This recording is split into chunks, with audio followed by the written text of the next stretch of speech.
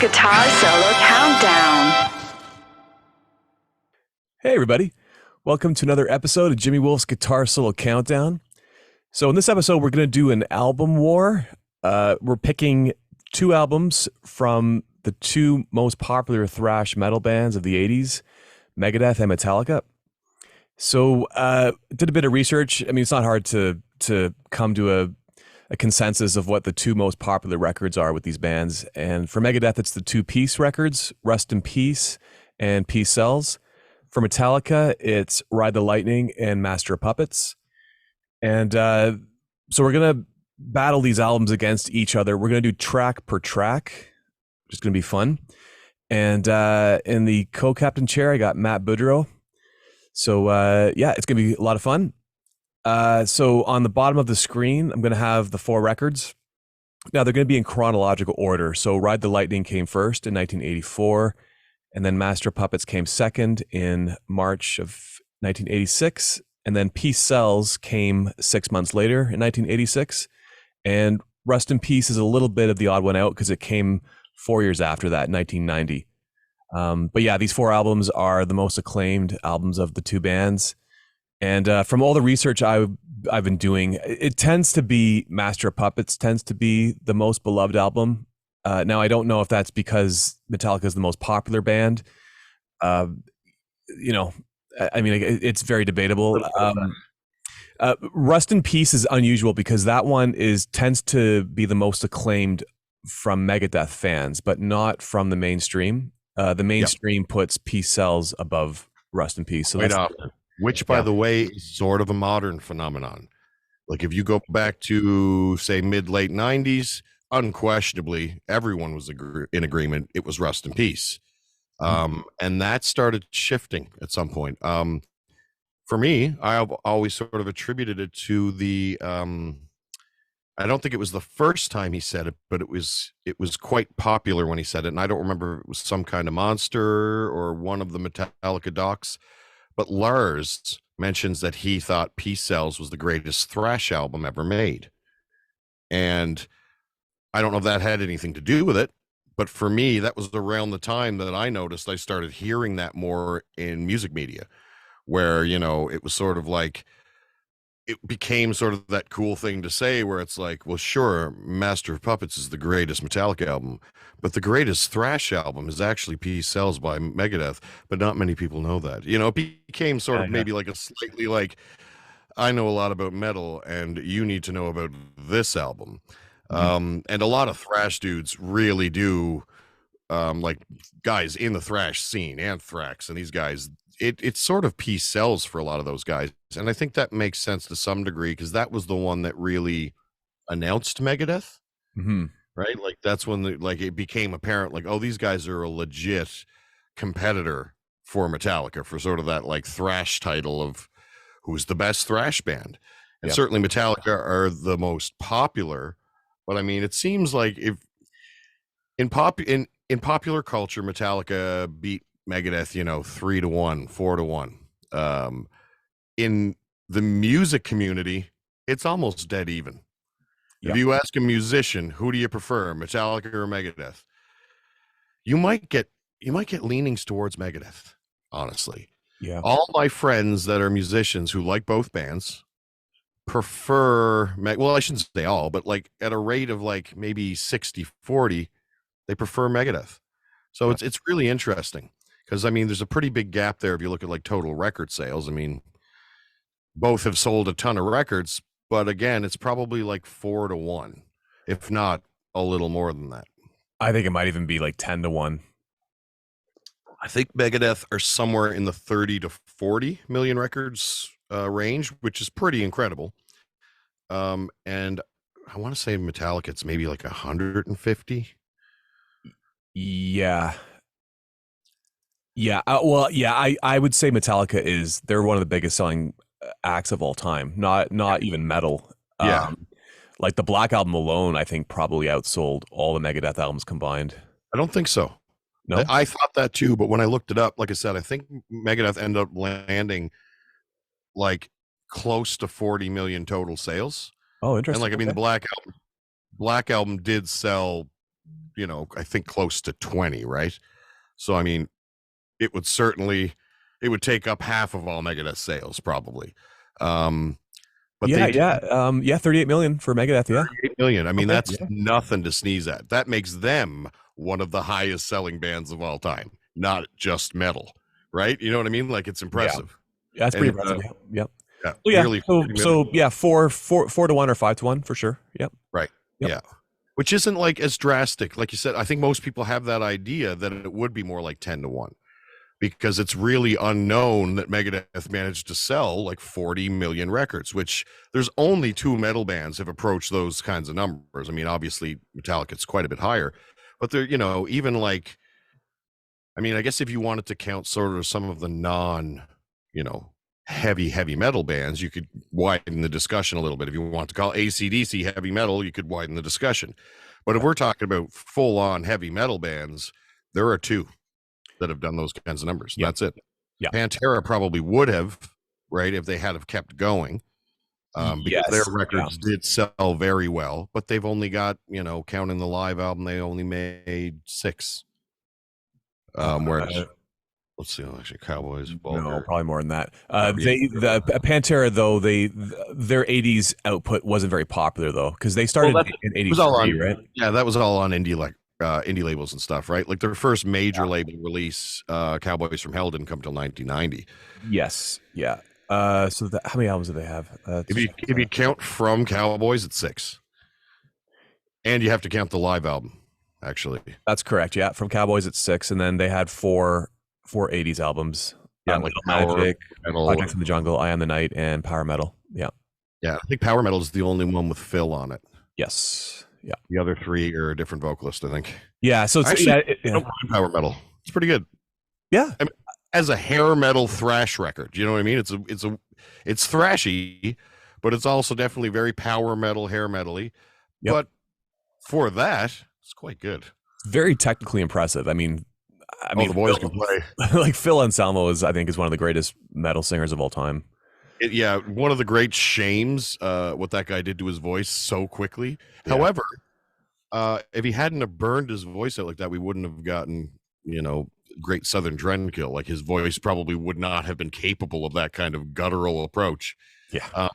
So yeah, I mean, it kind of becomes like, as far as popularity goes, it becomes a 3-horse race in metal, right? There's really like Metallica and Megadeth did it for years. Pantera managed to break through, and that's about it as far as super popular thrash bands, right? And you could make the argument that Pantera were just barely able to be called thrash even. I mean, it was sort of a groove metal thrash thing. Well, and what was impressive with Pantera was the fact that they did so well, considering they hit their stride in the 90s, right? Because the 90s was a tough time. Yeah, I mean, their best-selling records happened in the mid-90s when metal was at its absolute low point. But there was something inherently cool about Pantera that Megadeth and Metallica didn't have. There was a swagger, there was an attitude, the look. So yeah, they were sort of the new era of thrash, right? Like it was still thrash, but it was hipper. Yep. I was into it. Oh yeah, so was I. Yeah. Okay, Matt, let's jump into so we're starting Ride the Lightning versus P-Cells, yeah? So we're doing all four. All at once, yep. Ooh. So we got so my mind just got flipped. Okay. I didn't know this is how we were doing it. Oh yeah. This is fresh. So we got Fight Fire with Fire. Okay. Versus Battery. Yeah. Versus Wake Up Dead. Okay. Versus Holy Wars, The Punishment Due. Okay, so this might be the best slot for all 4 records of the whole thing, right? Like right there, those songs are all very good. Yeah, but you got to rank them though. Okay. 1, 2, 3, and 4. 1, 2, 3, and 4. Yeah. Okay. I know it's hard. It's really hard. It is. And see, I've never done this before. Yeah. No, I was gonna like prepare, and then when you said that you weren't gonna prepare, I was like, you know what? I want to know my honest opinion. I don't want to think about it too much. Yeah. Just go with your gut. Oh wow! Holy jumping Moses. Okay, am I supposed to be trying to be objective, or am I going personal? What I would pick is the order. I'd probably err on more, maybe, you know what, err on more personal, but if you can't decide, maybe just do an The objective objective. critical one. Okay. Uh-oh. This is really hard. This one and now that it's all 4 records at once, it's harder. Yep. I didn't know I had to throw Battery and Holy Wars on top of Fight Fire with Fire and Wake Up Dead. Oh yeah. Okay. You know what? I'll go first if Go first on this one. Okay. Yeah. Okay. So for me, it has to be Battery. Just the intro guitar and just the way it builds. For me, it just has to be. Dude, that opening classical thing has slayed me since I was a small boy. You know, one of my favorite Metallica licks, period, is that Yeah, it's beautiful. Okay, so my number 2, I'm gonna go Wake Up Dead. I think that song just gets me. It's just it's like, it feels like it's just a whole series of riffs just pieced together, and it just and it flows really well though. You know, like it's all kinds of riffs, and yet it's got this, like, everything flows into the next one, everything leads into the next riff really nicely. Yep. Yeah. Number 3, I'm gonna go Fight Fire with Fire. Wow. Same reason that I like Battery. I feel like it's a forerunner to Battery, but I think Battery improved on it, but it's still amazing. Yeah, I was actually thinking that when I was listening to it. Yeah, and I'm gonna put fourth Holy Wars. Yeah, I think for me, you're gonna probably start to see that rest in peace. I have some problems with this album as I get older, and the biggest reason is just Dave's voice. Yeah, not Dave's strongest singing record. No, it's not. I mean, it's probably the strongest guitar record of all time. Yeah, but yeah. So that's number 4, but still killer. I mean, I don't want to be talking shit about rest in peace, but yeah, that's so that's my order. All right, Matt, go. Okay, so it's hard for me to say, but it's also not. Battery. Nice. For kind of the same reason for you as you. That intro is just, it might be my favorite intro to a song. Yeah. Period. I just love that nylon guitar, and then after you get that, it cuts in with the leads, and it's like, and it's this like thing that Metallica's always been able to pull out of their back pocket. It's like, oh, we do this thing where it sounds like classical music on electric guitars and acoustic guitars, and it's gonna get you in the feels. Yep. And every time they do it, they get me. And Battery might be the best instance of that. So for me, that, and then the insane riff that no one can ever get right, and the polyrhythms and stuff in it. Lars's ability to sort of like not do a whole lot and yet make it interesting. Wonderful melodies. So yeah, Battery 1. Now for me, it's going to be pretty different going down the line. Yep. 2 is Holy Wars. And I think part of that's probably the Megadeth record I started with was Rust in Peace. It's the first one I ever heard. Nice. So the first, song I heard when I got my first Megadeth record home was Holy Wars. And I think Marty, the riffing for sure, and then Marty just bring that song up there for me. Yeah. And then I'd go Wake Up Dead third. And I'd put Fight Fire with Fire fourth. Now, I love Fight Fire with Fire. And like you said, it is very much a precursor to Battery. It's got a similar vibe. First song on the record. But like for me, like, okay, the verse is like cool, but it's probably, of all the 4 songs we just mentioned, it's probably the most sort of like, and not to diss on it too much, but it's sort of a little bit atonal. The melody's not crazy interesting. Dun, dun, dun, dun, dun. Yeah, it's cool, but like you said, Wake Up Dead is this sort of labyrinth of riffs. I like Dave's vocal approach on Peace Sells, where it's a little bit sort of just like unhinged. There's a lot more low end in his voice. Yep. So yeah, it's hard to rank those 2 against each other, but if I'm being honest, I probably listened to Wake Up Dead a little bit more as a kid. Honestly, I probably listened to Peace Sells a little bit more than I listened to Ride the Lightning as a kid. Part of it too, I noticed re-listening might have been the production, because Peace Sells is a better sounding record than Ride the Lightning. For me anyway. Ride the Lightning's got we turned the bass up on everything, and it just sort of all gets a little boxed out in your head. But yeah, that's that. I think that would be the toughest slot to rank of all four of these records.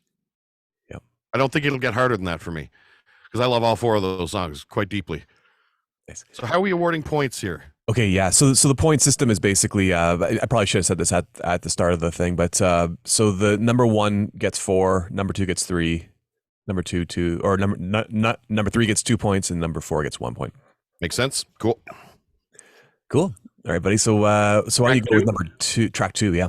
So we got so we got Master of Puppets versus Ride the Lightning versus Hangar 18. Versus The Conjuring versus Hangar 18. Okay. Master of Puppets. Yep. And then Ride the Lightning, Conjuring, Hangar 18. Okay. Well.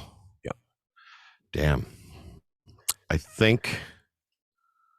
Oh, this one's tricky too. Yeah. Tricky for the top spot, I feel like.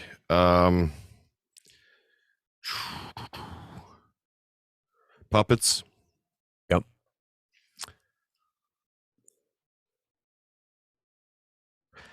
Puppets, Hangar 18, Conjuring, Ride the Lightning. Okay. So I'm going same order. Metallica, Megadeth, Metallica. I think I'm going to do the same thing. Mine's the same. Conjuring, I love, but I love that song too. Like I love that outro riff, but awesome. But yeah, no, I agree with you. Like Puppets has to be first. Yeah, right? It's like the most iconic metal song of all time. It has to go. Yeah, first. It has to go first. And then I mean, Hangar 18 has to be greatest guitar solo song maybe ever. Yeah, right. Yeah, and I mean, I probably like you. I probably don't need to hear. Well, I definitely don't need to hear Master Puppets again, and I probably will hear it a million times more. But yeah, I mean, this is kind of more objective. I think this. Yeah, like I've probably listened to Hangar 18 just as much. Yeah, because I'm a guitar player, but Master Puppets. You can't really. It'd be hard to argue any metal song against Master Puppets. Like you said, it might be the most iconic heavy metal song. And I mean, this is another good instance of like it just shows how good these records are. There's not a bad song here. I love Ride the Lightning. It's a great song. Oh, it's killer.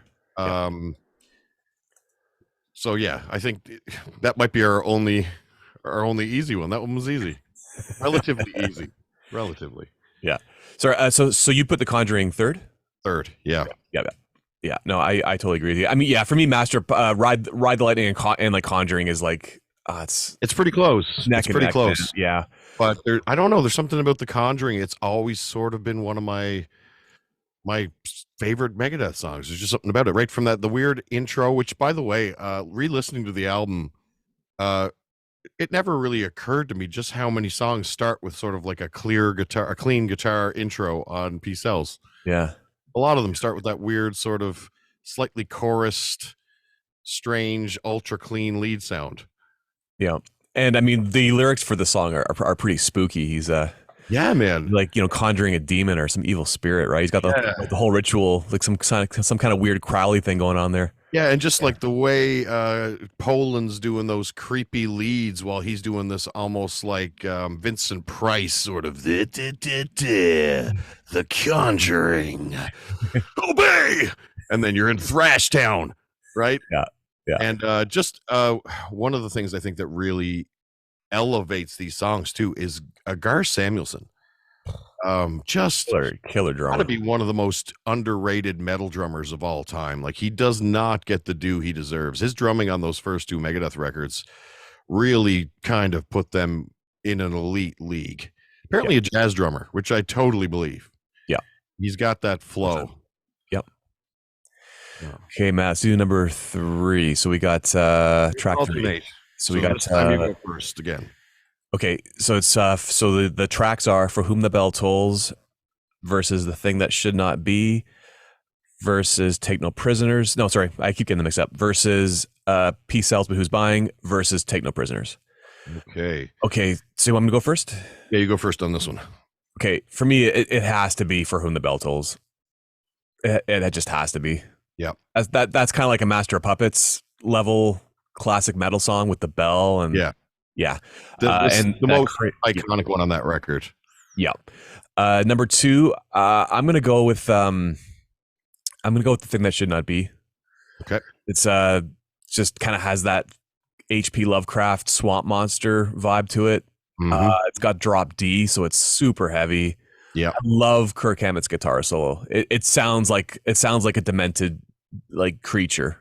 Yeah. Yeah. And Yeah, I like love that. just so many like little, I mean, it's not a long song, and yet there's so many iconic moments in it. Like Yep. you said, like the bell and then the lead at the beginning and the bass lead and yeah, and just that didn't. It's hard to get more metal than that, you know. This is really hard though. Take No Prisoners is so cool. Yeah. So like probably one of Megadeth's heaviest songs, Mhm. fastest songs. I gotta go with Peace Cells though. Yeah. Just the iconic chorus at the end. And Dave's his kind of half monster voice, and he's talking at the beginning. I just think it's so punk rock but metal at the same time. So yeah, definitely Peace Cells third, and then take the Prisoners. Yeah, Cool. Mine's close to that. So I would also have to take For Whom the Bell Tolls first. I'm gonna go Peace Cells second. Gotcha. And then The Thing That Should Not Be, and then Take No Prisoners, which again, that one, the hardest one for me there would be the Take No Prisoners versus Things That Should Not Be. But I actually do think that The Thing That Should Not Be is probably one of the better songs on Puppets. Yep. From the Bell Tolls is pretty easy. Although, man, I love Peace Cells. That's a great song. Great song. The leads in it are amazing. The lead. lyrics are so Dave. One of his sort of more, one of his better tongue-in-cheek sets of lyrics. It's got that sweating bullets kind of vibe. Yeah. And yeah, just it's groovy, which is something that like Megadeth could do that Metallica can't. Yeah. It's sort of that like punk rock meets like blues groove, right? Like it was something they'd have in their back pocket that they'd pull out every once in a while. Actually, they pull it out a couple of times on that record, right? Yep. Peace Cells doesn't have an entire, like, I Ain't Superstitious, which we'll get to. They kind of exploit that vibe there too a little bit. Yeah. There's definitely a lot of blues guitar playing. Yeah. Well, Chris, I feel like Poland was pretty. He's a jazz blues guy. I mean, he plays in fusion bands now. And yeah, he brought a lot of that, I think. And Dave has pretty, not always, but he has pretty good pentatonic sensibilities. He's able to do sort of a blues within a metal and make it sound like it goes, Yep. Which is something that I don't know that I've ever heard Metallica do. So. Yep. Okay, number 4, track 4, we got starting with Fade to Black, Metallica's first major ballad. Mm-hmm. And then we got Welcome Home Sanitarium. Ooh, yeah. And then Devil's Island. Mm-hmm. And Five Magics. Ooh, okay. You want to take this one? Yeah, okay. Devil's Island, Five Magics, and sorry, what were the two Metallica ones again? Fade to Black and Sanitarium. Yeah, Sanitarium. Oh man. Okay. Tough, right? Ballads against fast songs, right? Yeah, straight up two ballads versus two like thrashers, straight thrashers. Yeah. Wow, okay. This one's a thinker. Okay. Okay, this one might hurt. I think. Wow. It feels like it's really surprising that Ride the Lightning is doing so well here. Yeah. I feel like I got to do Fade to Black. It's iconic, right? I mean, it is like it's so iconic, and I mean, it was the first time James really showed like, hey, look, I can sing. Yep. And his vocal on that is really fantastic, and it's doubled, which is even more impressive. It's so tight. The melodies in it are beautiful. Kurt arguably plays his most coherent guitar on that song. Yeah. Very melodic, super beautiful. The guitar solo is awesome at the end, the fade out. So yeah, I'd have to go Fade to Black 1. Hmm.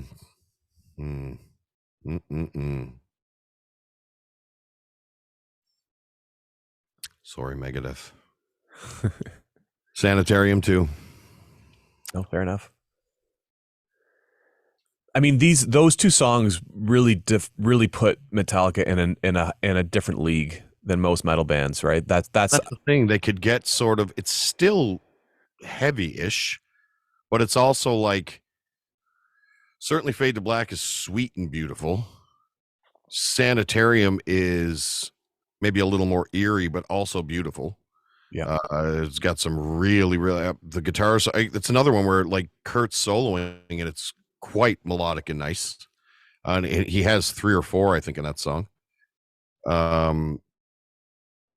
Yeah, no, that strong song. And then, geez, Five Magics versus Devil's Island.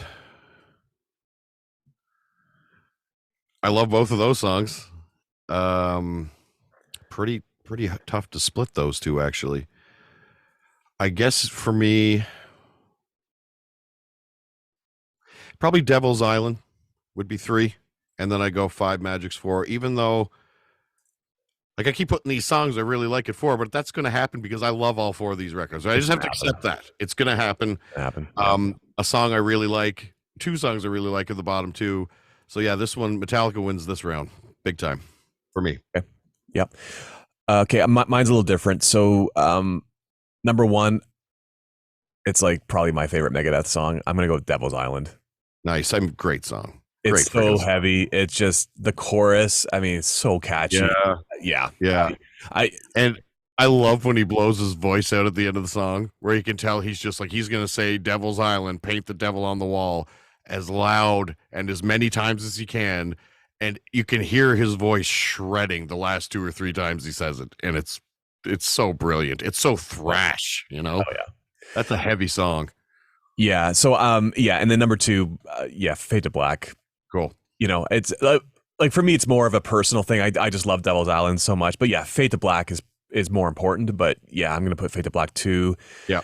Yeah, I'm gonna put Five Magics 3 and Sanitarium 4. Cool.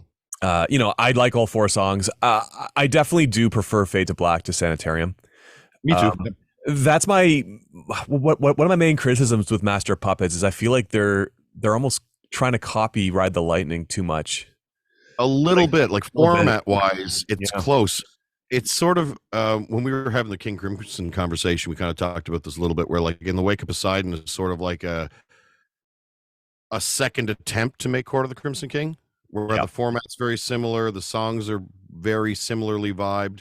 I've always felt that way about Puppets and Lightning. Like Puppets is sort of a more sculpted, slightly more mature version of Ride the Lightning. I mean, they wrote a very, like, as far as the beats of the record go, it's very similar, but it's also, I think, better. Like they definitely fine-tuned it. It's got way better production. It's much nicer in a set of headphones. But then on top of that, it's like a maturity thing. It feels like Master Puppets is a slightly more mature record with slightly more refined edges. But yeah, like you said, that's always been a little bit of an issue for me too, is that it is beat for beat treading over some very familiar territory. Whereas like, comparing Peace Sells and Rust in Peace, it's hard to call them alike, even though they're both thrash records. They're coming from different places, and obviously lineup changes help with that, right? Stylistically, you got a different lead guitar player, you got a different drummer, so that kind of gives them a little bit of a cheat there. Mm-hmm. All right, so track 5, we're going Trapped Under Ice versus Disposable Heroes versus Good Morning Black Friday versus Poison Was the Cure. Oh, okay. This one's easy for me. This one's easy for me. So we're gonna go out of those four. Okay, just make sure I got them again. So Trapped Under Ice. Trapped Under Ice, great song. Okay. Disposable And Heroes. then Disposable Heroes. Yep.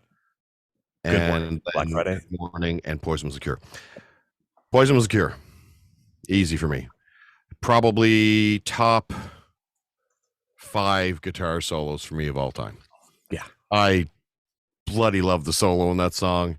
I love the energy of that song. It's just, it gets me like, It's fast. it's fast. And like, because we haven't mentioned him yet, Nick on that song is so, when Nick goes fast and when he drives, there's an energy he has that other drummers don't have. When he starts going, you can hear him having fun. Like it's just, and it sounds like he's just so fluid. Like he's got a bit of that Gar Sandwich thing where it doesn't sound like any of this is difficult for him. And his performance on Poison was the Cure. It's one of the first times I heard him run on the old double kick, and I was like, oh yeah, Nick can run on that thing. And it sounds so like fluid, and then that guitar solo just takes my head off every time. It's so quirky and awesome. So yeah, that one first for me. Good Morning Black Friday would be second. Yeah. So I'm going Megadeth on this one. And then I'd probably go Trapped Under Ice and then Disposable Heroes. Yeah, this is hard. I think this is probably, well, I mean, like they're all hard, but this is probably the hardest one I had to think about. Okay, mine's a little different. I'm going to go number 1, Good Morning Black Friday. Between that and Devil's Island, my favorite Megadeth song. Yeah. Also, crazy lyrics. Yeah. Just about a psychopath dismembering a body. It's crazy. Really great lyrics on that record, on Peace Cells. Yeah. Like a lot of like cool, like vibey story, like, oh, this is like a horror movie or something. And I'm like picturing the island in my head. And it's like, is this the same island where The Conjuring happened? Yeah. Like it's all kind of happening. It's an evil record, man. Like when I first heard this album, it scared the shit out of me. I was scared of this record. Yeah, see, I got this right after I got so I got Rust in Peace first, and that was sort of like, wow, guitar, not sure about this guy's voice, but wow, guitar. Then I got Countdown, and it was like, oh, okay, no, this guy's voice, I can digest this, because he's much more singable on that record. Still the guitars, lots of big hooks, loved it. Then I got Peace Cells. And same as you, I was, maybe, 10 years old when I got Peace Cells, 9, and it scared me. Yeah. When I heard The Conjuring, it was like, oh man, what's going on here? Like the first song, not so scary, but basically from track 2, probably until about track 7, this is a scary record. It's got this really like occulty, something strange as afoot kind of vibe to it, and it's so cohesive. Like every song just goes like you're saying. Devil's Island into Good Morning Black Friday, like to me it's almost one song. Yeah, right, like it flows so well as a record. Yeah, that's a good call. So you got I got that first. Yep. Okay, so number 2, I'm gonna go with Disposable Heroes. I think I just think James kills it on this. James does kill it on that. Kills it. 100%. Yeah, and I love that guitar line. It's just it's got that war thing. But it's a very it's also very emotional. So I got to go with that one. 3. This is hard because I love. Trapped Under Ice. Cool. And then Poison Was the Cure 4. Yeah. I'm I love the flip those. Yeah. The Trapped Under Ice. I love the I love that chorus melody. It's so good. James was so good at vocal melody. He comes up with stuff that just no one else sings like that. Yeah. No one else has those note choices, and so much of it has this weird classical inflection. Yeah. James has this like really innate, like Mozart era classical sensibility. Yep. Like, you know, you can just tell that someone in that guy's house was listening to Beethoven and Mozart a lot, because his sense of harmony, his sense of melody, you know, the intro to Battery, that kind of thing. It's that sort of darkly beautiful classical thing that Mozart did so well. It's not romantic, it's dark and beautiful, you know? And yeah, James just has a weird knack for that. Yeah. Yeah, I mean, that's kind of what makes it a little unfair if you're comparing both bands in the 80s in their prime. James is just such a killer singer, and I mean, in my opinion, he blows Dave like out of the water as far as a vocalist. There's no comparison whatsoever. Although now I kind of like Dave's voice better now. It's almost like it's kind of grown. It's grown raspy and nice, like a fine and he can't wine. get up to those nasally high notes anymore, so he doesn't. And it's like, why did you ever need to? And the answer, of course, is because James could. Yeah, right. That's the only reason he was singing up there, is because that's where James sang, and he needed to prove something. He needed to prove something. Yeah. And Dave could write a pretty good vocal melody, and he, you know, from the point of Countdown onwards, I mean, some pretty amazing vocal melodies. I mean, Symphony of Destruction, come on, you know, like brilliant vocal melody. And he definitely started to put a lot more effort in. But like, me and my brother were just talking about this last night, sort of talking about the fact we were going to be doing this podcast, and he was like, well, you know, he's like, James Hetfield, he's a good singer. I don't know if he's a great singer. And I was like, yeah, let me stop you right there. James Hetfield's probably the greatest metal singer of all time, and straight up one of the best frontmen in the history of rock music. Yeah, I mean, the guy does it on stage, he does it in the studio, he still does it pretty friggin' well now, and he's got to be 60 years old or very close to that. Yeah, so it's always a bit of an uphill battle for Megadeth, because especially like you said, the 80s era, and including Rust in Peace, which we mentioned earlier, is not his best vocal record by a long shot. He got real nasally on this one. And but it does go to show that there's areas of metal where Megadeth made up for that, right? Like, if we're going to talk about which band plays their music better, then there's also no argument. Right? Megadeth will always be the better musicians. I mean, people say James is the greatest rhythm guitar player in metal. No, he's not. There's another guy, and his name is Dave Mustaine, and he's the greatest rhythm guitar player in metal. James might be too, and probably is, but Dave's rhythms are unmatched. And the fact that Dave played that shit while he was singing, forget about it, right? Like, I can remember watching or learning Holy Wars as a kid and being like, oh, he's playing this and singing at the same time. Oh, okay. Yeah. Respect to this dude. It's sort of like, you know, Dave Mustaine's like a double-edged sword, right? He's like what makes Megadeth great, but he's what holds Megadeth back. You know what I mean? Because he's hard, you know, and that's one thing I would give a nod to Metallica, right? Because Metallica always seemed to be a band, right? Whereas Megadeth seems to be Dave Mustaine. It's a solo act, right? Robert Fripp's King Crimson. Yeah, and it just seems like he's just very hard to work with. He doesn't seem to let people collaborate. And you know, maybe they shouldn't collaborate, but you know, in a band, you want other members to feel like they're part of it. And and he only really achieved that for one brief period of time, which, you know, as a band is probably the Megadeth era, right? You know, that sort of run from Rust in Peace right up to, I guess Cryptic Writings would be the last of that lineup, right? Because that was 5 albums, right? That's actually pretty good. Yeah. And I mean, those, as far as like a cohesive time of Megadeth's career, if I had to pick one, that's what I would pick. Because if you go the record before Rust in Peace, I'm not a big fan. So far, so good. It's a little messy. Yeah, a little messy. The production on it really gets to me. Hearing Megadeth drenched in reverb is not something I ever wanted to hear. And then that was the one record too where, I mean, he literally brought in Chuck Baylor and Jeff Young for one record, so there was never any time to really get cohesive about it. They recorded the drums where they did the cymbals and the drums separately, and you can totally tell. So there's a lot of problems there. But then you go Rust in Peace right through Cryptic Writings.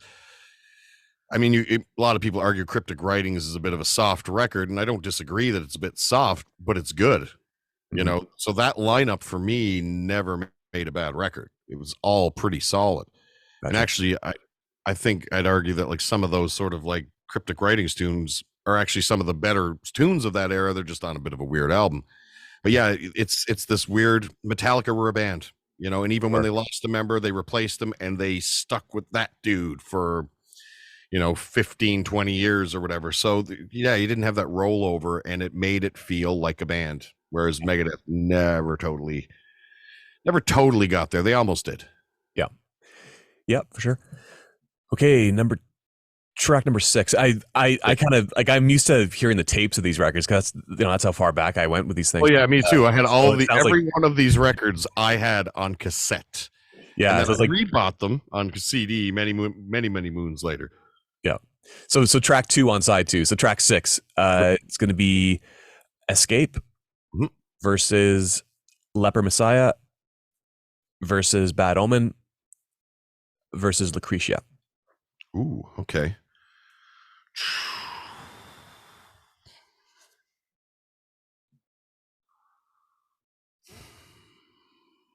What was the lightning song? Escape. Oh, okay, yeah.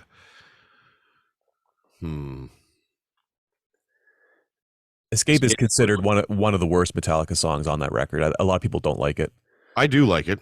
It's weird. That chorus hits and you're like, huh? What? Yeah. Is this Metallica? Yeah. You know, it's got a very fluffy chorus. Comes out of left field. Yep. But I like that chorus. Oh, me too. And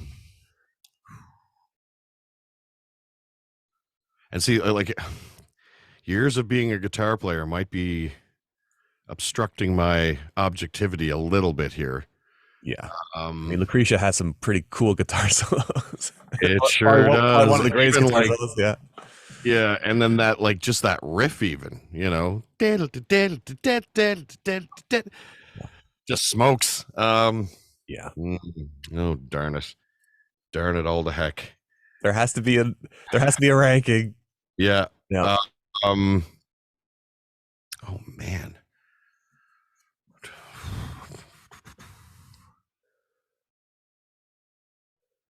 Lucretia 1. Nice.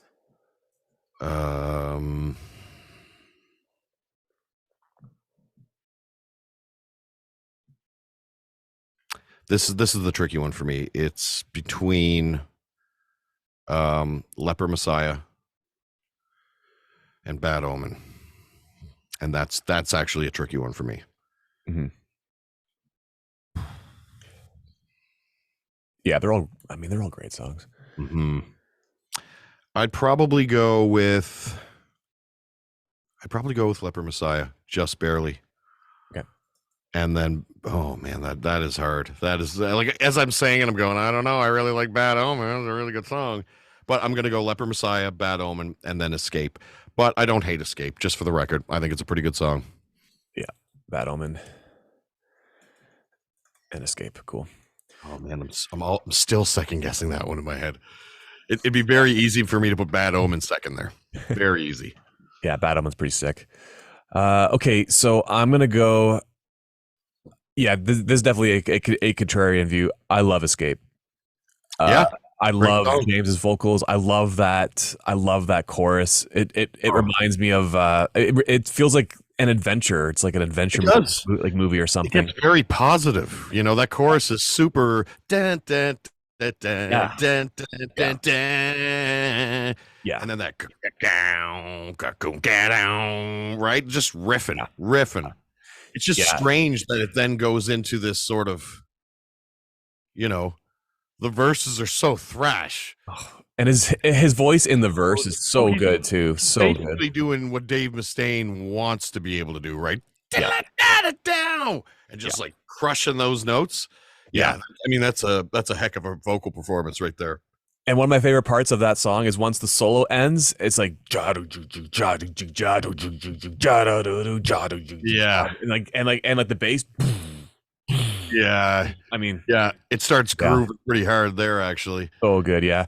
So I'm doing Escape 1. I'm doing Bad Omen 2. Oh, Yeah. And I'm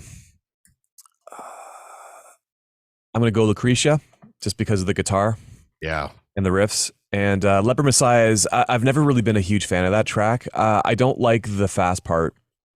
I've Oh never yeah. really like Yeah.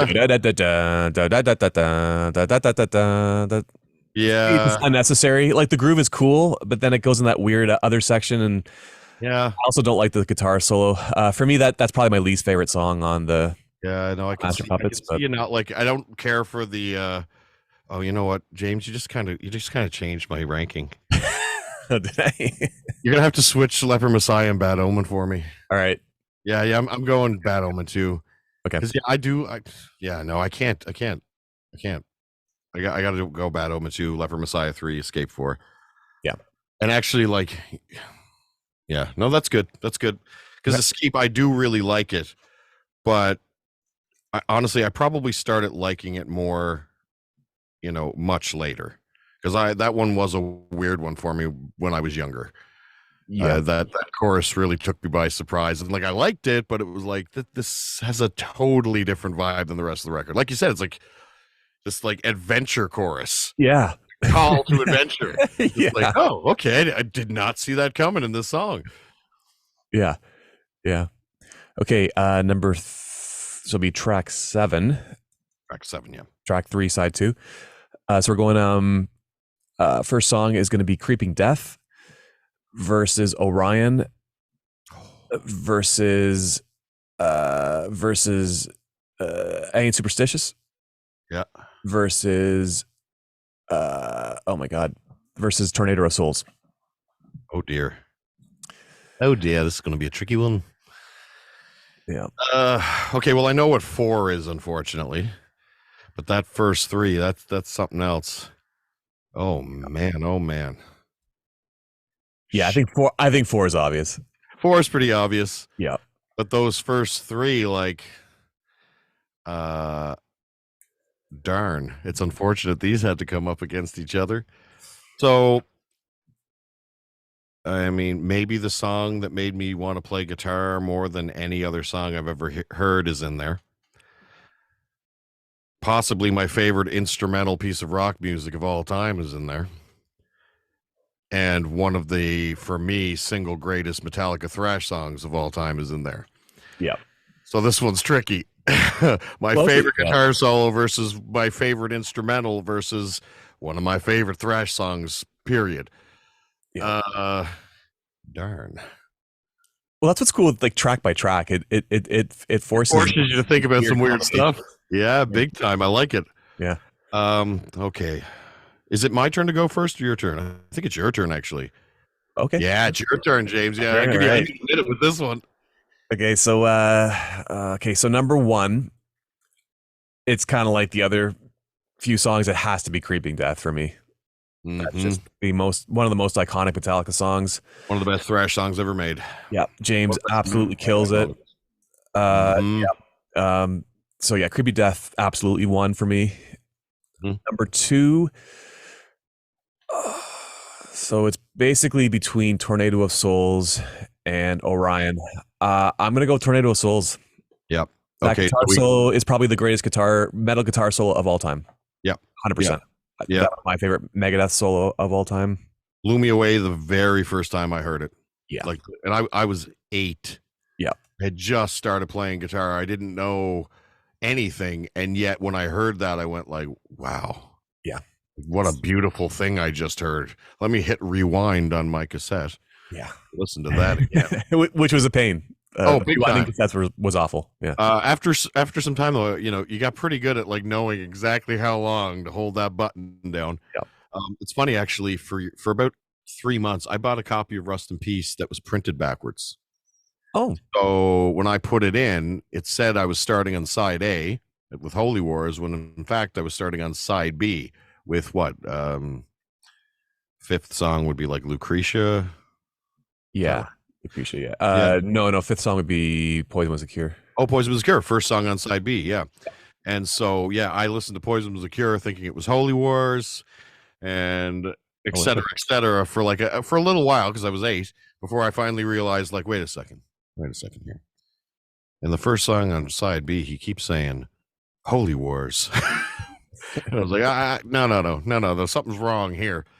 But yeah. So my list for this is the same. Oh, okay. I didn't finish yet. So for me, 3 would be Orion. Orion. Yeah. For me, I don't love this song as much as other people do. I love sections of it. Yeah. I love that slow part when like in the middle. Like Oh, the middle yeah. is it for me. That's my favorite, absolute favorite part of that song. The Yeah. beginning and the end. I mean, it's okay. It goes on a bit long. It's a little long, Right. yeah. They could have tightened it up. Yep. And so I guess that's my 3, and then I think we're the same. It's I Ain't Superstitious would be number 4. I don't quite understand Dave's obsession with putting covers on his records. It's like the first 3 albums he put covers, and it's like it never really works. No. So that's I guess no one told Dave not to do that. I'm not sure. I mean, the saving grace in that song for me is sort of like everyone else in the band. Yeah, and Chris Poland kills it on that song. Poland saves the song with all those little licks with his. So your little factoid about Chris Poland. I don't know if you knew this. Did you know he can't bend his index finger on his playing hand? I noticed that. Yeah, it's kind of like stuck like this. It's like crinkled like that. Yeah, you can bend it at the last knuckle like that, just a little bit. But the middle knuckle doesn't move at all. So when you watch him play, he has to use his index finger as like a pivot point. And arc is, and it makes so much sense with why he sounds the way he sounds, because he doesn't sound like anybody. He's got this really rounded off, but like smooth, frantic sort of style that like I really have never heard anyone else do before. The closest thing, honestly, to Poland I've ever heard as far as style is like Holsworth. Yeah, like Holsworth has a similar flow to Poland. And then I saw a video of him and saw that finger just stuck like that. And then the guy asked him about it, and he was like, "Oh yeah, I shattered it, when I was young, and so it doesn't bend." And I was like, that makes so much sense with the way he plays. Because his lines are constructed for 4 fingers, whereas the majority of I find guitar players only use these 3, right? Because it's all very pentatonic-y. Yeah. Exactly, but Poland gets so much use because basically what he does, he plays with these 3. Yeah. Right? And he's using his index all the time, but only if he can arc his hand enough to drop it in there. That's cool. Right? Yeah. And he does all the stuff with these 3 fingers, which is like you said, not many guitar players have those sort of 4-note structured parts. It's all triplets. Yeah. And so hearing him play, you get this totally different vibe. And I don't know. I really liked Chris Poland. For me, he might be like, we'll save that because we've already talked about doing that video. Yeah, there was a commenter that said that we should rank the Megadeth guitar players. Agreed. Yeah, which I think we totally should. We definitely should.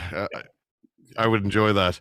Yeah. For this number, for number 7, I'm gonna have the exact same thing. Oh, cool. So I'm going with Creeping Death has to be first. Yeah.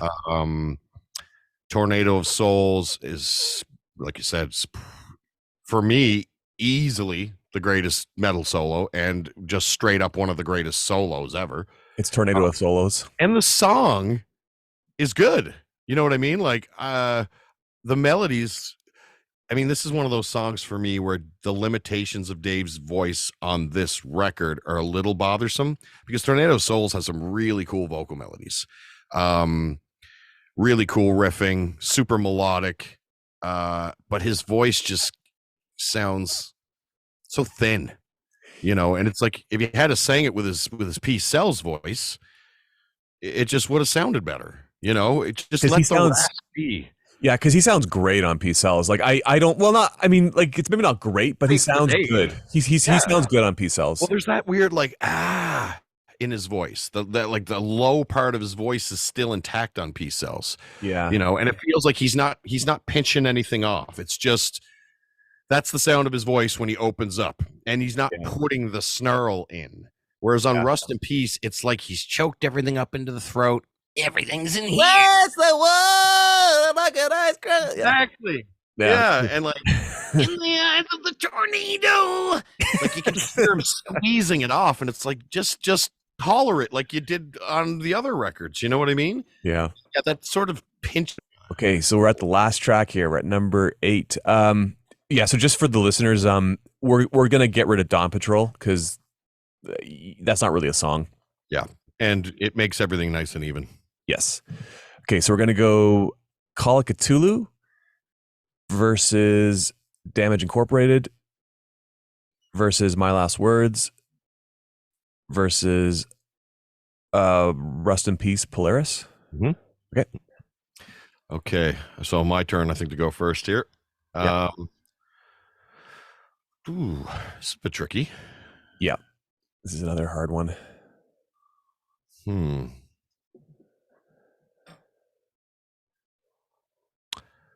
Okay. My Last Words. Cool. Rust in Peace Polaris. Damage Incorporated. Call of Cthulhu. Okay, My Last Words. My Last Words, a big part of it for me is that I absolutely love Dave's solo in this song. Yeah. For me, it's my favorite Dave solo. I love the intensity of it. It's a great way to end the record. It's got a great, it's one of the more melodic tunes on Peace Cells. It's got like it feels a little bit more open and melodic as opposed to thrashy and evil, which is sort of like that whole middle section of the album right up to Ain't Superstitious is very thrashy and evil. Then you get Ain't Superstitious, and then you get My Last Words as sort of this like send off, and it's such an epic thrash song. The way it gets into the solo at the end and stuff, and then the way it ends with just this chant of intense. I don't know. I just love that tune. It's always had a special spot for me. Rust in Peace Polaris is such a cool thrash song. It's got a lot of sort of like weird little progressive elements in it. I love the sort of rhythmic guitar playing in it. Just a killer tune. Damage Incorporated is awesome. It's a brilliant song, super thrashy. I love the Damage Incorporated. It's just kind of badass. And then Cthulhu for me has always been sort of the weak instrumental in the Metallica sort of instrumental saga. It's always been sort of my least favorite, even though like parts of it I really like.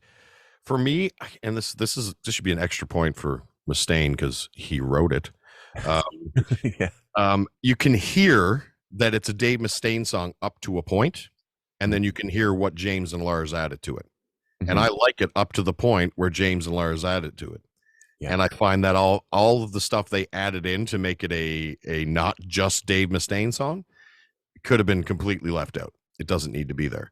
Gotcha. I still like the song, but for me, it's a little long. It gets a little kind of boring in spots. So yeah, that one would be at the bottom for me, even though again, I like all 4 of these songs. So yeah. Okay. Okay, I think this is probably the only part of the podcast where we disagree. Call of Cthulhu is one of my favorite Metallica songs as well. And I think just because when I heard it as a kid, I've just never heard anything like that. Like I've never heard an 8-minute needle instrumental, but like before. Yeah. So when I heard it, I was kind of just this. It was just this soundscape, and so that feeling of me hearing that song for the first time. Yeah, I think it's so cool, and yeah, this is a Metallica and Megadeth song, right? So yeah, and honestly, it seems like the first about 4 minutes. I mean, just listening to it, you can tell Dave wrote it. Yeah, that first whole 4 minutes, like what people think of when they think of Call of Cthulhu. That is so Dave Mustaine. Yeah. Like, I wouldn't even have to know he was in Metallica to go like, wait a second. Yeah. The guy from Megadeth write this, you know what I mean? Like, it's just so obvious. And for me, that first, I totally get what you mean by the vibe. I mean, and the thing is like, at a very young age, because of Call of Cthulhu, I ended up getting into H.P. Lovecraft. Yeah, me too. because of that song, right? Because a buddy of mine who was a couple of years older was like, well, actually, Call of Cthulhu is Cthulhu's a character in H.P. Lovecraft. And I was like, oh, okay, well, I'm going to need to learn about this. And, now I'm a 30-year H.P. Lovecraft fan because of that song. And you can tell Dave must have read some H.P. Lovecraft because, like, the vibe is perfect. Yeah. Like it's got the perfect, that's what I would listen to when I'm reading H.P. Lovecraft. It's like, it's a perfect fit. It's there. So, yeah. So for me, the only thing that really ever took away from it is that sort of that weird, not even, I guess it's sort of like the middle section, I guess. And I still like it, but I kind of wish that it was abbreviated and they stuck to that sort of evil theme because it gets a little less evil when James and Lars's parts come in and then Kirk does the solo and it's kind of like, yeah, it's got its fault. It's definitely got its faults, and it is too long. So yeah, I do agree with you there. I get what you mean because it's so vibey and it's so vibey. evil sounding, and like you said, like that would have been the first of that type of, like, no metal band had made an 8-minute instrumental at that point. They were the first band to be like, no lyrics. You can do metal without lyrics. Yeah, and I think Orion has more of a beautiful. It's more of an epic, beautiful feeling, whereas this is like a very sinister, like dark, evil feeling, right? So you can't really compare this to Orion. It's like they're just two different beasts. Well, yeah, Orion is clearly a Hetfield composition. It's got that classical feeling throughout the whole thing. And something we didn't mention about Orion when we ranked it was that middle section that you mentioned, where they all take a solo. Right, Kirk does a solo, James does a solo, which is absolutely beautiful, and then Cliff does a solo that I think a lot of people think is a weird guitar solo, but it's that crazy bow down, all with his fingers, just like played to perfection. And it's all, like you said, it's all very beautiful and sort of classically inspired, whereas Cthulhu is straight from the demented mind of Dave Mustaine. It's just evil sounding. I mean, it's actually, like, if you think about that riff would drop into Peace Cells so easily. Yeah. Right? Like that. Like there's like 3 songs on Peace Cells that sort of start that way. Yeah. With that sort of, like, I don't know if it's Phrygian or whatever it is he's playing, that dark sort of mode. It's all over Peace Cells, right? And I kind of feel like, which he often did, if he wrote a riff in Metallica and they used it, he didn't care. He'd just be like, well, I'm going to use it too. No, fair enough. Right? He did that a few times. I mean, he basically rewrote Motor Breath. He actually re-recorded Four Horsemen as mechanics or mechanics, depending on who you ask. So yeah, I feel like Cthulhu, for me, it's, in my head, it's almost a Megadeth song, for real. It's hard, and I feel like, maybe if Dave had kept it, it would have ended up being an even better song. Yeah. Because I don't feel like Lars does a lot of really creative drumming on that record. Not his most creative drumming, but there's spots for sure. And I feel like that song, Lars sounds a little bit like he doesn't know what to do. Yeah. So like, should I just, and it's like, yeah, whatever. Yeah, just do that. But it's not really, I feel like James wrote to Lars's strong suits. I don't think Dave cared when he was writing for Metallica. I don't think he cared if Lars could do the job or not. He just wrote his way, and Dave's way is more complicated. Dave's music is more complicated than James's music. And I think Lars always maybe had a little bit of an issue trying to play to Dave's stuff because it was so rhythmically diverse. And Lars is not the most rhythmically diverse drummer. He doesn't swing so good. As a matter of fact, he doesn't ever swing. Yeah. Right? I've never heard him swing anything where it was like, man, the whole Peace Cells record swings. Yeah. Right? And that's a largely Dave's sense of rhythm, but it's also the fact that they've got a jazz drummer. And I always found Dave Ellefson to be a very bouncy bass player. Mm-hmm. He's got great sort of rhythmic vibe. That's a good segue. I got 3 more. So my number 2 is My Last Words. And I think Dave Ellefson's bass line in this is like killer. Oh, so good. Yeah. I mean, Dave Ellefson, like, he's kind of the opposite player of Cliff. He's like a very precise. He uses a pick. Mhm. Like, and I like both styles, to be honest. Like, I think they're both Oh, good for different. I mean, Cliff. I guess the problem with Cliff sometimes is that it's a little, when you're playing with your fingers with all that distortion, it's you a bit lose the washy. definition. Yeah, Yeah. big time. And actually, Ride the Lightning is really bad for that. Mhm. Where if you listen really closely, or if you crank up some bassy speakers, there's a lot of stuff going on Ride the Lightning that you just don't hear. Because it gets washed out because he's playing with distortion, he's using his fingers. And then you look at the flip side of that. For me, Dave Ellefson is the metal bass sound. Yes. He has the best bass sound in metal, always has, going back to the first Megadeth record. His bass sound on the first record, it's already there. It's killer. Yeah. He's So already maybe got like, that. so maybe Dave Alphonson's bass sound makes more sense in the band context as a bass player, whereas Cliff is like when he takes a solo, or when he does that little cool things, as in For Whom the Bell Tolls. Yeah. That's just so He's cool. got more of those sort of, like signature moments that, like, Yeah. I mean, there's probably 4 or 5 iconic Cliff riffs that people think are guitar, or at Yeah. least a certain group of people, including For Whom the Bell Tolls, Yep. because of, that really saturated gain he puts on it. Whereas Dave, it just, like you said, it fits in the context. And Dave is also very capable of just writing badass bass lines, like Killing Is My Business, the song, badass bass line. And just that sort of, it's like a crystalline sound. It's Yeah. so clear and it cuts through so well, and yet it's still got all this low end on it. Yeah. It's I mean, when I'm producing rock music, I go to Dave Ellefson's bass tone all the time to Yeah. to see, like, okay, am I in that ballpark? Because that's what I want. There's lots of high harmonic, there's lots of low end, and it just cuts. Yeah. So yeah, Dave, I think Dave's pretty underrated. Everyone Sure he goes is. straight to Cliff, and it's like, yeah, Cliff was great, but as a band member, I'd make the argument that Dave was just as good. Yeah. You know, Yeah. he was important to Megadeth in those early years. Very, very important. Absolutely. Okay, my number. So I'll just start from. So Call of Cthulhu 1. Yep. My Last Words 2. Yep.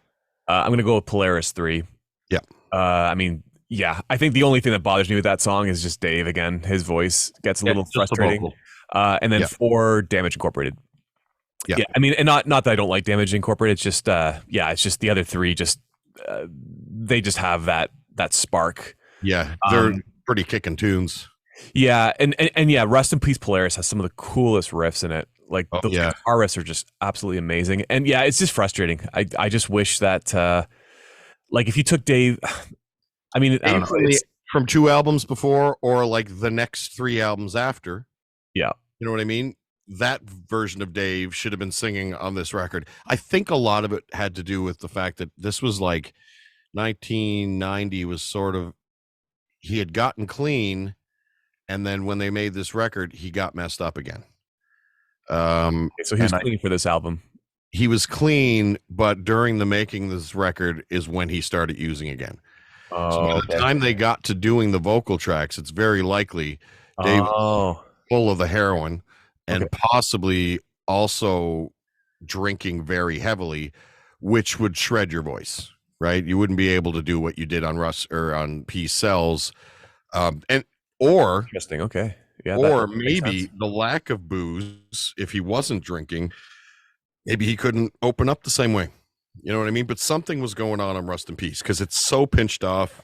It's like you said, and I think when people talk about that irritating Dave Mustaine voice, I always think of that record, because none of the other records really bother me that way.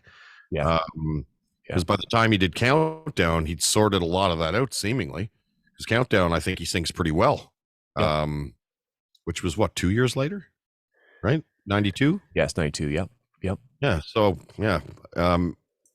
Now, can you imagine Rest in Peace with Ride the Lightning, James Hetfield vocals? I can, and I've thought about it because that's the only record really where it's like a one-off for the way James sang on that record. It doesn't really sound like Kill 'Em All James, although like some of the shrieking is a little similar. But there's way more melody happening. Yep. And then on Master of Puppets, there's a level of control that wasn't on Lightning, so it sounds better in most ways, I would say, but also a little more vanilla. He's pretty unhinged on Ride the Lightning, and I like that. Yeah, for me that's 100% James's greatest record. Yeah, for me it's for vocals. Ride the Lightning, and I'd have to put the Black Album in there too for vocals. Yeah, because his that album is still, like, for me, melodically, just purely melodically, the best metal record. He's got so many, and also I think the Black Album, he really started to harmonize with himself. Yeah. And I think that really, I'm just a sucker for a good vocal harmony, and he harmonizes with himself so well. And I find, actually, listening to Ride the Lightning, there's probably 5 songs that when I listen to them, I sing a chorus harmony that doesn't exist. Oh, okay. Because I want it to exist. And I know what James would do if he could go back, right? Because James loves those sort of third harmonies. Yeah. And every time I hear, like, Escape is a good example. When I hear that, da, da, da, da, da, da, da, da, I can hear, like, what he would do now. And it's like, oh, it'd be nice if that was there. It'd be nice if the little vocal harmony that James would put on there, now that he does vocal harmonies, was in there.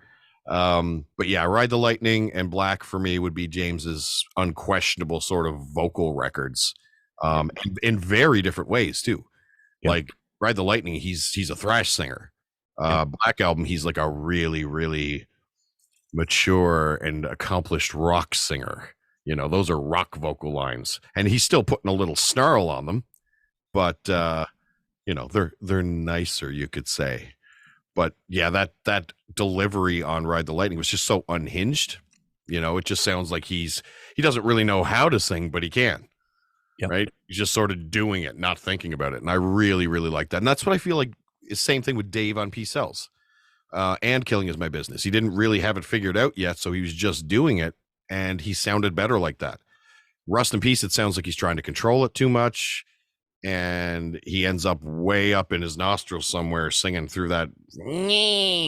Yeah. Which, like I said, I feel like he rectified almost immediately.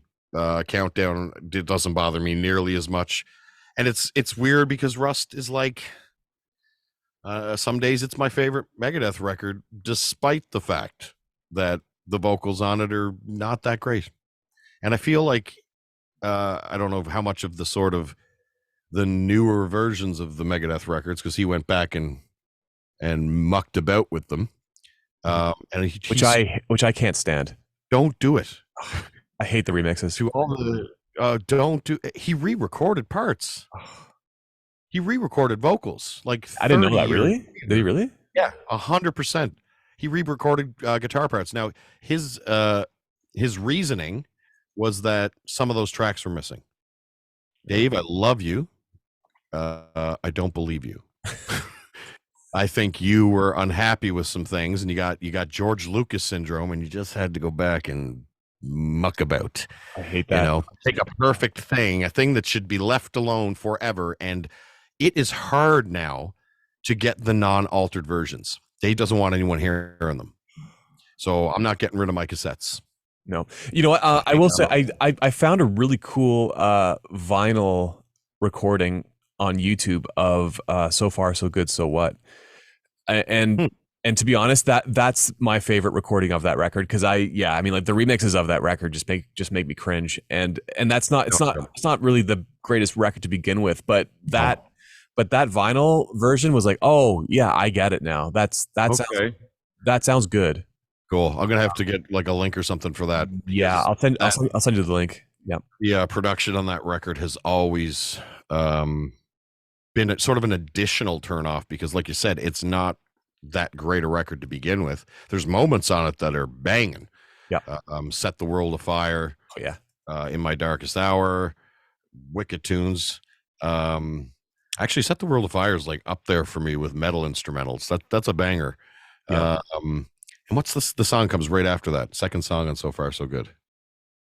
I think the second song is Set the World Afire. No. Oh, maybe that is second. I thought it opened with Set the World Afire. It's like an instrumental, I think. Here, let me pull it up. This is the one Megadeth album. I mean, I kind of neglect the first one too, to be honest. Just the production on the first one kind of it bugs me, but there's moments that are amazing. Yeah. Yeah, so it's What? Into the Lungs of Hell is the first. See, that's what I'm thinking of. Into I screwed up the titles. Into the Lungs of Hell, into Set the World on Fire. So Yeah. Into the Lungs of Hell is one of my favorite metal instrumentals. Okay.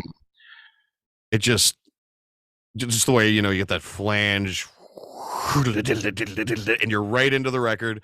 Yeah. And I love that little tapping melody he does. And then Set the World Afire for me is like maybe the most underrated Megadeth thrash song. Yeah, killer song. And then the rest of the record is okay. In My Darkest Hour is a great song. The other like 5 songs or whatever, I don't hate them, but they're kind of forgettable. It's just not the pinnacle of. I mean, that he was the most messed up, I think, for that record. Yeah. So I don't think he was doing his best writing. And then the production on it's just it's questionable for a thrash record. Like for me, this album takes a lot of work. It's not instantly gratifying. You have to listen to it at least 5 or 6 times. Honestly, as a kid, this probably took me like 10 listens before I could before I started looking at it as like a full record I could listen to. Which I can now. But there's still a lot about it that bugs me though. Yep. Oh, for sure. Okay, Matt. So this is the big conclusion here. So right now, why don't you give us your favorite album of these 4, just off the top of your head, and your second favorite, or so your favorite, honorable mention, and then your least favorite. Okay. So basically rank them, right? Rank them without thinking track per track. Just rank them from. I was going to suggest we do overall this before we count, just to see like where it's at. Okay. So as far as favorite records go, okay, so it's going to get personal here. Yep. Rust in Peace is my favorite of those. It was the first one I owned of all these records. Actually, no, it's the second one I owned. It's the first one I listened to. I bought Ride the Lightning first, but I was afraid to listen to it straight up. Ooh.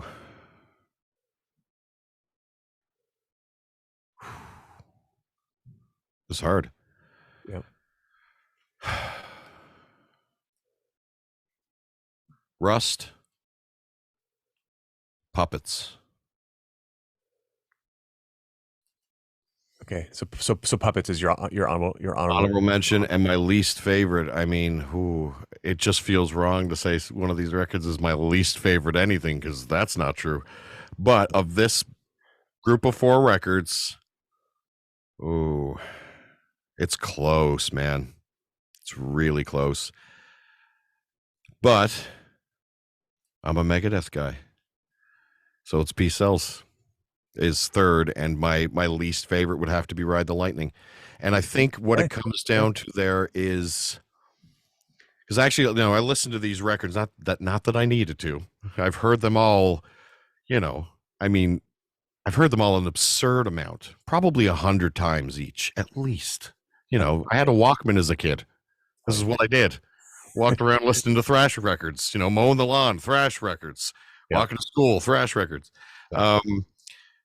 And listening back to them, I think I figured out a few reasons why. And it's funny. One of the big ones is the production. The production on Ride the Lightning irks the hell out of me. The vocals are mixed low. The guitars have way too much low end in them. The drums are sort of like, they're not to the front at all. They kind of feel like they exist behind a veneer of guitar and bass noise. And the vocals are sort of this tiny little thing in there. And then Lars's performance on this record is an issue for me. He doesn't do his best work here. Whereas Peace Sells to me is like, for the year, it's a really fantastic sounding metal record. Everyone on it plays so well. Dave's sort of at his best on that record. That might be the hottest Dave ever got. The vocals were on point. His lead work was on point. But it's very close, because I still, despite production or whatever, I love Lightning. It's a friggin' amazing record. And it's weird too, because I listened to the original Lightning and then I listened to the remastered. I think the original sounds better than the remaster. I didn't even know there was a remastered. There is. It's on Spotify. Really? Yeah. Is there a remastered version of Injustice for All with the bass turned up? Not yet. I can't believe they haven't done that yet. Why wouldn't they? I mean, it's like Well, we've all told them. yeah, Oh, like, come on, we want to hear what Jason played on Justice, please. yeah, And it would improve that record so much. Like, I really love Justice, but it's hard when there's just no low end anywhere. Yeah. Everything's it just sounds like they don't have a bass player. It sounds like three guys playing. Yeah, It's foolish. yeah. So what's your ranking for the records? Okay, so mine's actually a bit different than yours. So for me, my absolute favorite, without a doubt, of these four is Ride the Lightning. I saw that coming. Yeah, Flipped, yep. My runner-up or number two would definitely be Peace Cells. Mhm. Yeah, just for me, just the aggression of that record is just completely insane, and yeah, it scared me. Yeah. And it was like watching a horror movie for the first time. It's like, or a roller coaster for the first time. Like, it's the more you want to conquer it, you want to not be scared of it like anymore. So that album, yeah, was a little bit of a battle, but it was a fun battle, right? To conquer my fear. And Master Puppets would be number three. I think for me, just the impact that Ride the Lightning had, it was hearing Master Puppets was a bit of a dulled impact, just because I mean, but still, I mean, it was still a great experience. I mean, hearing Battery and all those in Master Puppets was still incredible. Yeah. And then, for whatever reason, Rust in Peace has just fallen down my list as I got older. And I think just the reason for that is just Dave, his vocals. And it's to the point where, like, even when I just listen to, like, Rust in Peace, Polaris, I just I like it so much, but then when he starts to sing, it's like I just kind of pretend that it's not there, Yeah. And that sucks, because there's so mmany amazing things about that record. And when I was young, I would probably say it was probably my favorite when I was younger, Yeah. I just see, for me, it was just, it's sort of that personal thing. Like, for you, Ride the Lightning was like what started all of that. For me, Rust in Peace started all of that. Yeah. Right. So it's just really hard to shake. Innate, but you can't shake it. It's a family member. It's like saying, like, listen, you're not really my family member anymore. I can't do that, and I, 100%, like, I had just started playing guitar. So I was playing, Twinkle, Twinkle, Little Star, Puff the Magic Dragon. And I got, I was learning some stuff, but I hadn't discovered, hard rock really yet. I listened to some rock music that I listened to, like, because my mom had good taste in music, but I hadn't gotten to hard rock yet. And so I wasn't really sure what to do with the guitar, right? It was sort of, okay, I'll learn some chords or whatever. And then my guitar teacher, God love him, shout out to my cousin Glenn. He gave me, like, just a little list of things I should check out: Metallica, Megadeth, and he told me to buy some Joe Satriani and Steve Vai, right? Because he was a shred guy, and Guns N' Roses, that kind of thing. And so, I went out to Radio Land or whatever we had at the time, and Rust in Peace is the first thing I saw. I bought Rust in Peace actually and Surfing with the Alien the same day, and they were both in the $5 bin on cassette. And so I got it home, threw on Rust in Peace. That scared me at first, so I switched over to Satriani. Loved that, and then went back, started listening to Rust in Peace, and it was like, oh wow, okay, so this is what you do on guitar. Now I'm into it, and it just, here we are, 30 odd years later, still talking about records, So yeah, it's definitely, like, for me, it's very hard to separate that, that sort of first introduction. That's the first metal I ever heard, and then the guitar playing on that record just, it owned me for years. It's just, I couldn't stop listening to, and it's Marty. Marty's just so bloody good and, like, so different. No one plays like Marty. And so that one, it's just hard to shake. And for me, with Puppets, I actually got into Puppets before I really got into Ride the Lightning. And a large part of that was Fight Fire with Fire. The first song on Ride the Lightning, it just scared the shit out of me. I was 8, right? And I just couldn't get through the first song on the record. Like, that song really comes at you. Yeah. Whereas, like, I don't know, there's a little element of almost silliness to Rust in Peace because of his voice and everything, where it felt lighter. And then actually, then I heard Battery, and I was like, oh no, this I like. This I really, really like. So I got really obsessed with Puppets for a while, and then after the obsession with Puppets sort of started to calm down a bit, I was like, I gotta go back and listen to that Ride the Lightning album, and that's when I got into Lightning. Okay, So I actually got into them in reverse, right? Yeah. And looking back, it's sort of like my ranking is basically like I got into Rust in Peace first, I got into Master Puppets second, and then I got into Peace Cells third, I got into Ride the Lightning fourth. So it's literally the order I fell in love with them, right? Which is like, now that I'm thinking about it, it's like, of course it is. Yeah. Now, I to kind of add to what you said about Lars not really killing it on Ride the Lightning, because the kick drum is mixed so low on that album. Low. Yeah. For the longest time, I thought that the beats were actually turned around. You know, so for Fight Fire with Fire, I thought it was like 1, 2, 3, 4, that, 100%. But then I got the tab books, and then I actually realized that James is singing on the offbeats, right? Like yeah. Like, so it was weird. I had to relearn how I heard that record. Me too. And it took a long time. Especially Fight Fire with Fire. Yeah, that song more than the other ones.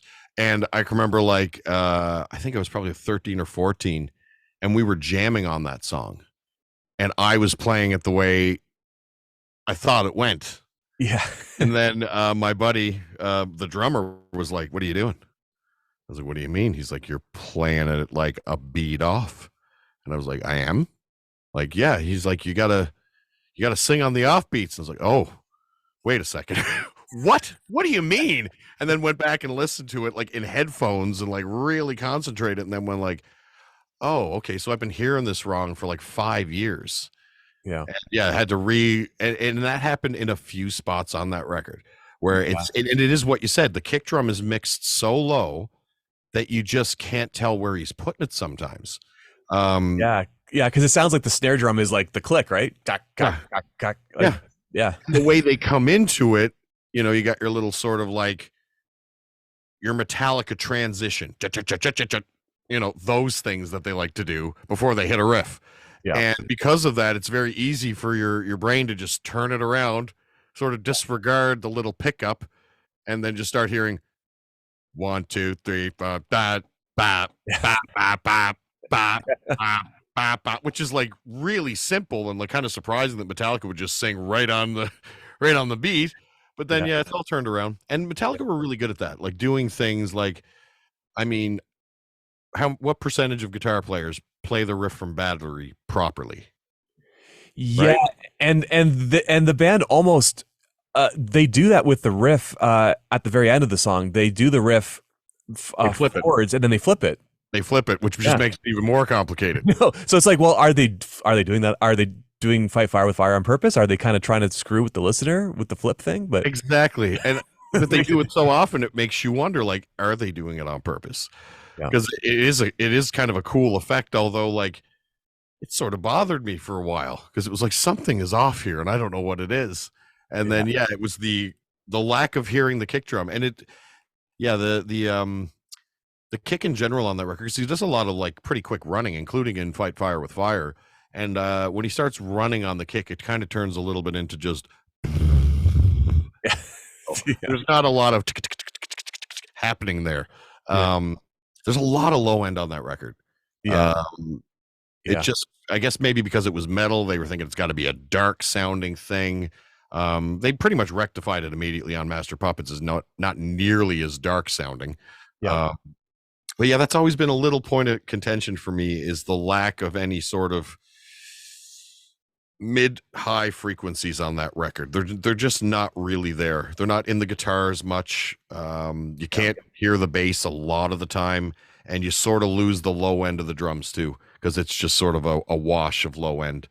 It's like a wash of low end guitar, right? Like that's kind of what it's just sort of, it kills the bass and it kind of kills the low end of the drums. Yeah, like it's needed to do a little bit of a low cut on them guitars, and that mix would have opened right up. Like the guitars do not need all that low end, But again, like I believe that was sort of what's his name? That was Fleming Rasmussen, right? Did Lightning and he did Puppets and he did Justice too. Justice too, yeah. And yeah, I mean that was his first shot at metal, as far as I know. Oh, so okay. Yeah, that was the first metal record he did, and so he was sort of, he was learning the ropes. And I mean, then you listen to Puppets, and it's like, okay, Puppets is a really good sounding record. So he figured it out quick, and Justice probably would have been a really good sounding record if Metallica hadn't decided, like, oh, we're mixers now. Yeah, I don't think that was the producer's fault. Like that was a mixing mess Big up. time. Like he talked about how Lars made him take all the low end out of the snare.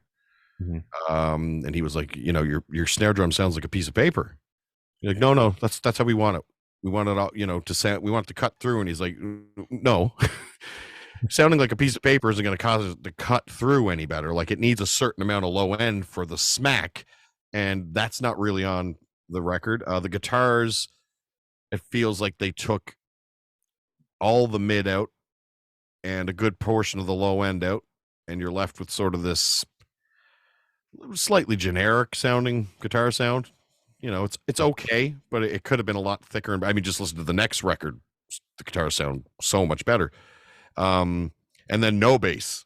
So, I mean, you've got these sort of weird thin sounding guitars and then this really, really thin, ticky sounding drum kit. It's just kind of like, what are you guys doing here? The last album sounded way fuller, and then the subsequent album, arguably their best sounding album. And it's a shame because Justice is a really good record. It is really banging songs on it. It's certainly up there in my favorite Metallica records, but the production of it's kind of shite. Not to hate on it, but they kind of dropped the ball there. I mean, that's a whole podcast right there. Is kooky Metallica productions. Yeah, I mean, we could talk for hours about that. Yeah, no kidding. Yeah. Okay, Matt. So I'm gonna just end this part, but then we'll come back and I'll give you. It'll probably just take me a few minutes to just tally up the score here, and then it'd be interesting to just kind of compare the track by track ranking to our own personal rankings. We'll see. Yeah, I'm curious. Yeah. So it looks like we have a tie for first place. We have Ride the Lightning and Peace Sells, but who's buying? Very interesting. And just to show some of the stats that were under the hood here, it's interesting that my album ranking was the complete opposite of Matt's, and we still managed to get a tie. So I hope everyone enjoyed this episode, and just keep listening to classic thrash metal, and we'll see you next time.